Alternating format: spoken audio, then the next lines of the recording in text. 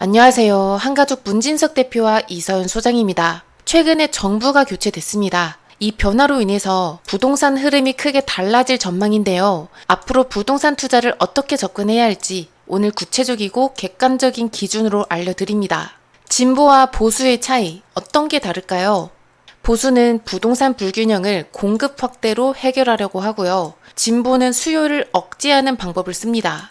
특히 진보의 강력한 수요 억제책은 과거에서부터 그래왔듯이 단기적인 가격 안정 후에 부동산 폭등을 초래해왔어요. 이것을 보완하기 위해서 서울 같은 핵심 지역에 주택 공급을 하는 것이 필수입니다. 그렇다면 진보인 이재명 정부가 앞으로 어떻게 부동산 정책을 펼칠지도 예상을 해보겠습니다. 이재명 정부는 이전의 문재인 정권 때처럼 수요 억제와 공급 확대를 병행할 가능성이 큽니다. 다만 여기에서 말하는 공급은 우리가 떠올리는 아파트 분양이 아니라 아무도 내 집으로 선호하지 않는 임대주택입니다. 이것이 우리가 투자하는 재개발에 어떤 영향을 미칠까요? 긍정적일까요? 결론부터 말씀을 드리자면 긍정적일 거라 판단합니다. 왜냐하면 서울시는 보시다시피 빈 땅이 없기 때문에 일반 주택이든 임대주택이든 오직 정비사업을 통해서만 공급할 수 있거든요. 결국에는 정부가 임대주택의 비중을 늘린다고 하더라도 서울 도심에서 대량 공급을 하려면 재개발과 재건축이 핵심 수단일 수밖에 없습니다. 결론적으로 진보 정권이라고 해도 이제는 재개발 재건축을 무조건 막을 수는 없고요. 오히려 재개발의 추진 속도나 절차는 지금처럼 원만하게 될 가능성이 높습니다. 이번에는 정권이 수요 억제를 앞으로 어떻게 할 것인가도 보겠습니다. 수요 억제를 가장 쉽게 할 수 있는 방법은 바로 토지거래 허가구역과 조정대상지역, 투기과열지구의 지정입니다. 이것들이 지정되면 뉴스에 보도되는 것만으로도 수요가 상당히 크게 위축이 되죠. 현재는 용산과 강남 서초와 송파가 토지거래 허가구역 및 투기과열지구로 지정이 되어 있는데 인접지역까지도 단계적으로 확대가 될 것 같습니다. 어디가 지정이 될지 미리 예측을 하려면 이와 같은 지표들이 필요한데요. 아파트 매매가의 상승률과 아파트 거래량, 전세가 상승률과 청약 경쟁률 등입니다. 여기에서 가장 중요한 것을 꼽으라면 아파트 매매가의 상승률과 거래량입니다. 한국부동산원의 5월 자료의 매매가 상승률을 본다면 강남 3구와 용산은 여전히 높고요. 양천구와 마포구와 성동구, 강동구도 모두 0.6% 이상을 기록했습니다. 이 뒤로는 영등포구와 동작구, 광진구가 뒤따르고 있어요. 참고로 매매가의 상승률은 약 0.83%가 넘어가면 조정대상 지역에 지정 가능하게 되는 만큼 정부에서는 이 상승률에 굉장히 민감하게 반응합니다. 그리고 조정대상 지역 지정 가능한 거래량의 기준은 작년 동기 대비 최근 3개월 거래량이 20% 이상이 증가할 경우입니다.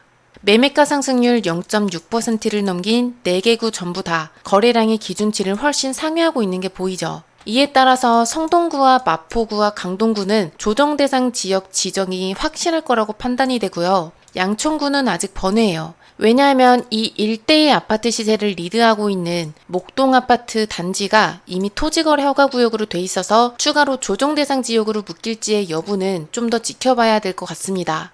그리고 그 밖의 지역인 영등포구와 동작구, 광진구 또한 시간을 두고 순차적으로 지정이 될 거라고 예상합니다. 이번에는 토지거래 허가구역이나 조정대상 지역에 지정이 될 때 그 변화도 한번 알아볼게요. 이 내용을 반드시 알고 있어야 수억 원을 아낄 수 있고 또 지정이 되더라도 내 돈이 묶이지 않고 빠르게 자금을 회수할 수 있습니다. 먼저 토지거래 허가구역입니다. 이게 지정이 되면 주택을 살 때 갭 투자가 불가능해집니다. 오로지 실거주할 사람만 매수를 할 수 있어요. 즉 투자 목적의 수요가 전면 차단이 되면서 그 지역의 거래량이 급감하게 되죠. 그야말로 정부에서 할 수 있는 가장 강력한 수요 억제 정책입니다. 과거에는 삼성동과 청담동 등 또는 압구정 현대아파트 일대, 또 여의도 재건축 아파트 일대 등 이렇게 국소적으로만 지정이 됐었는데요. 지금 보시는 국토부의 자료처럼 최근 3월부터 강남 3구와 용산구 전체까지 다 묶여버렸습니다.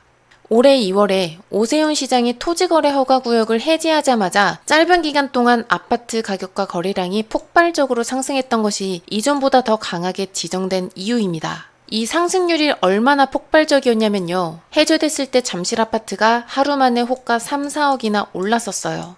강남구의 아파트 거래량의 경우에 토지거래 허가구역의 지정 전과 후를 비교한다면 854건에서 108건으로 급감했고요. 그 외에 서초와 송파와 용산구는 무려 85% 이상이나 가파르게 내려갔습니다. 이 정도로 토지거래 허가구역이 지정이 된다는 것은 부동산 시장에 즉각적인 영향을 미치죠. 그런데 여기에서 한 가지 중요한 내용이 있습니다. 국토부에서는 아파트 시장이 과열이 될 경우에 인근의 지역, 주변까지도 추가 지정을 한다는 문구를 보면 적극 검토라고 기재되어 있습니다. 이 말인 즉 조금만 자극이 돼도 바로 지정을 할 것이다 라는 정부의 강력한 압박인 겁니다. 다시 돌아서 현재 상황을 보겠습니다. 풍선 효과로 인해서 양천구와 마포구와 성동구 등의 아파트 거래량은 꾸준히 유지가 되고 있고 매매가는 급상승하고 있습니다. 잠시 매매가를 살펴본다면 마포구 한강변에 위치한 레미안 웰스트림 84제곱이 19억에서 4억 6천만 원이 올라서 23억 6천만 원이 실거래가 되었고요. 성동구 왕십리역 아래쪽에 있는 서울숲 리버브 자이 아파트 84제곱은 21억에서 3억 5천만 원 정도 올라서 24억 5천만 원까지 실거래가 됐습니다. 이렇게 아파트 거래량과 가격 상승이 뚜렷한 가운데 수요 억제를 중시하는 진보 정권에서 대통령이 나왔기 때문에 더욱더 토지거래 허가구역이 추가 지정될 가능성이 상당히 높아졌습니다. 만약 여러분들 중에서 마포구나 성동구에 20억대 아파트 갭 투자를 희망하신다면 그 전에 미리 선점하시는 게 좋습니다. 단 이 토지거래 허가구역은 아파트에만 적용이 됩니다. 그래서 아파트는 즉시 강력한 규제를 받지만 빌라는 아무런 규제 없이 매수를 할 수 있죠. 아파트 규제에 대한 반사이익으로 입지가 뛰어난 지역의 빌라 거래량이 크게 증가한 상황입니다. 내가 빌라 투자를 고려하고 있다면 이건 역시 추가로 지정이 되기 전에 서두르셔야 합니다. 그 다음은 투기과열지구와 조정대상 지역 등의 규제지역 추가 지정입니다. 토지거래 허가구역이 갭 투자 자체를 원천 봉쇄하는 방법이라면 이러한 규제지역의 지정은 직접적인 수요 억제 수단은 아니고요. 세금이나 대출 등이 제한됩니다. 그리고 규제지역 또한 이 국토부에서 토지거래 허가구역과 동일하게 투가 지정을 적극 검토하겠다라고 나와 있습니다. 참고로 토지거래 허가구역은 너무나도 강력한 규제이기 때문에 조정대상 지역이 먼저 지정될 확률이 더 높습니다. 그리고 일단 규제지역이 된다면 가장 중요한 것은 세금입니다. 우리가 부동산을 취득하고 보유한 다음에 양도를 하는데 규제지역으로 지정이 된다면 그때마다 세금이 어떻게 달라지는지를 알아야 최대 몇 억 이상을 절세할 수 있습니다. 첫 번째로 취득세가 강화되는 경우를 볼게요. 취득세는 기본적으로 주택수가 늘어날수록 높아지는데요. 규제지역과 비규제지역의 차이가 있습니다. 비규제는 2주택까지 1%에서 3%를 내면 되고 규제지역으로 바뀌면 2주택부터 8%를 내야 합니다. 예를 들어서 1주택자가 마포구의 아파트를 매수한다면 현재는 비규제라서 2주택이 돼도 1에서 3%만 내면 되지만 규제로 바뀐다면 8%를 내야 되는 거죠. 그리고 만약에 아파트가 아니라 빌라를 매수를 하실 거라면 다주택자임에도 취득세를 절세 가능한 세 가지 방법도 알려드립니다. 빌라 다주택자 절세 방법 첫 번째는요. 장기 주택임대사업자 10년 등록을 해서 취득세 85% 감면을 받을 수 있는 방법입니다. 다만 여기서 참고하실 것은 6월에 시행하는 6년짜리 단기임대사업자는 취득세 혜택이 없다는 것을 기억하셔야 합니다. 그 다음으로는 비아파트 신축 분양도 있습니다. 2024년 1월부터 27년 12월까지 준공된 6억 이하의 신축 빌라를 매수하는 경우에 27년 12월까지 주택수 제외를 받을 수 있습니다. 특히 두 번째 방법이 세금 절세를 가장 쉽게 할 수 있으면서도 파격적으로 받을 수 있는 혜택이에요. 마지막 세 번째 방법은 공시가 1억 미만의 주택을 매수하는 방법입니다. 그렇지만 현실적으로 추천드리기는 힘든 것이 재개발 압력이 높거나 입지가 좋은 지역은 거의 어렵고요. 서울의 외곽으로 나가야 가능합니다.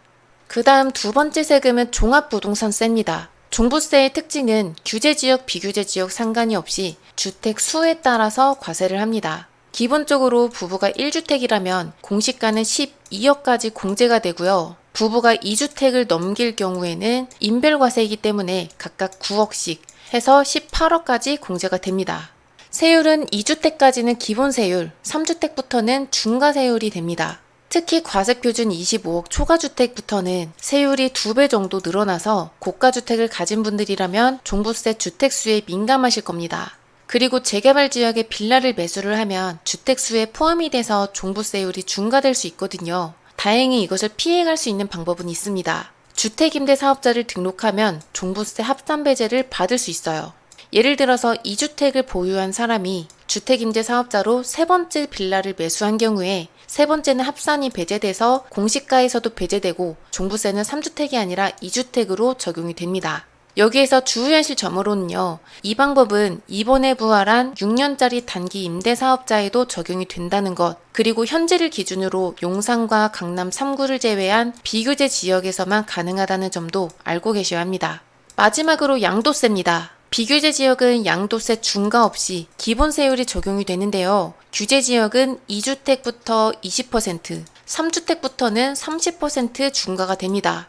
기본세율이 최대 45%니까요. 3주택자가 양도세 중과로 매도를 하는 경우에 그 사람은 75%라는 엄청난 양도세를 지불해야 하는데요. 이 금액은 마치 집을 팔아서 내가 20억이라는 차익을 낸다면 이 중에서 15억이 세금이 됩니다. 이건 차라리 주택을 팔지 말고 가지고 있으라는 것과 다름없죠. 다만 2026년 5월까지는 중과가 유예됩니다. 향후에 추가로 규제 지역이 지정되더라도 2026년 5월 이전에만 매도를 한다면 양도세 중과는 없습니다. 그래서 규제 지역 또는 규제 지역 예정지에서 매도를 하려는 분들은 이 이전에 매도를 하시면 좋고요. 그리고 양도세, 비과세 요건이 바뀌게 됩니다. 기존이었던 보유 2년 조건에서 거주 2년으로 강화됩니다. 토지거래 허가구역이나 규제지역으로 지정이 되면 매수 수요는 즉시 감소합니다. 아파트 시세와 거래량이 단기적으로 안정되는 효과는 있습니다만 풍선 효과로 인해서 그 인접지에 있는 비규제 지역의 거래량과 가격이 상승이 되는 이러한 악순환이 반복될 수 있어요. 이와 같은 강력한 수요 억제 정책은 결과적으로는 전국적으로 장기적인 부동산 상승을 야기하게 됩니다. 시간이 흘러서 수도권과 지방마저 가격이 상승하면 결국 최상급지는 규제가 있든 말든 신고가를 찍게 되고요. 부동산 시장을 관심 있게 보셨던 분들은 아실 거예요. 지금 이 과정을 우리 한번 어디서 본 적 있지 않나요? 바로 2017년부터 2022년 사이에 문재인 정부 사례와 동일합니다. 역대 대통령 집권에 따른 아파트 상승률을 전체적으로 보더라도요. 문재인 정부 시절이 무척이나 높았죠. 그리고 현재의 부동산 시장은 과열과 위축이 동시에 나타나서 혼재하는 그런 과도기에 있습니다. 정부는 지금 다양한 수단을 써서 수요 억제를 시도하고 있는데요. 이게 규제 확대로 이어질 가능성이 높아요.